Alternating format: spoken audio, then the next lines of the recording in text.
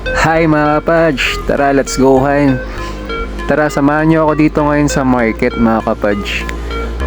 Kasi titingnan natin yung mga presyo ng mga binebenta dito ngayon ng mga legendary gem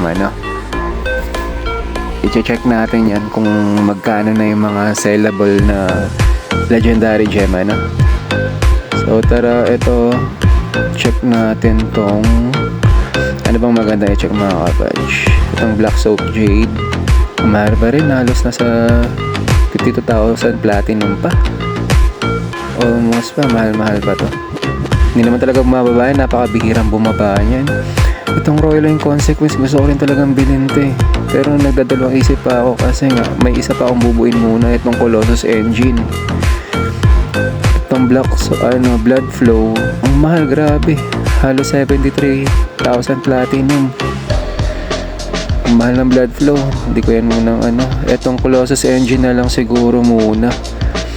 Yan siguro ang kukunin natin kasi surprise mga kapadge. Tingnan natin yung bag ko mga kapadge.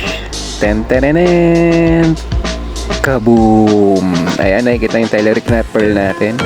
40 out of 49 mga kapadge. So makakabili na tayo dun sa nagbebenta ng mga gem sorry, hindi nagbebenta nung mga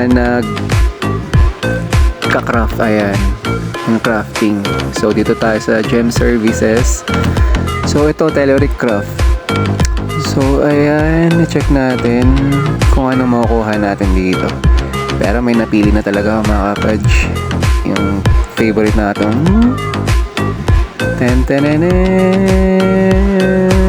Sa'yo na ba ang pipiliin natin mga kapadge? Bigay nga kayo na maganda dyan. So ito na lang talaga. Ito out of 40 yung Telluric natin. So ito na ikakaraft natin. Kaboom mga kapadge, Colossus Engine 2 star. So ito yung i-upgrade natin ngayon pagdating natin sa suot nating gear.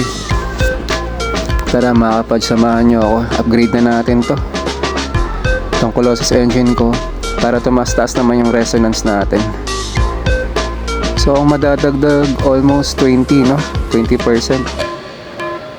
So ito Colossus Engine, may nilock kasi ako isang Colossus Engine ko, sellable sa market yun. So itatabi lang natin yun kasi sellable yun. So itong Colossus Engine kong binili, ito yan, out of 1 na.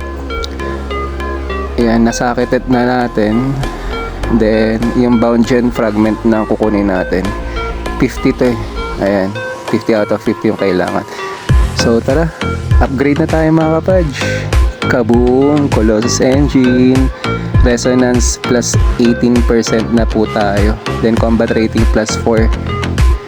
So ayan, napataas na naman natin yung resonance natin. Ito ang pinakamahirap pagdating sa Diablo Immortal, kailangan ng pera para tumaas tong resonance mo. Pero tayo F2P tayo mga kapadge pero ginagawa pa rin natin para kahit paano, kahit di tayo gumagastos, pinapalakas pa rin natin yung class natin or yung character natin. So ito, napalasan natin. Halos 3-1-22 na tayo mga kapadge pagdating sa resonance.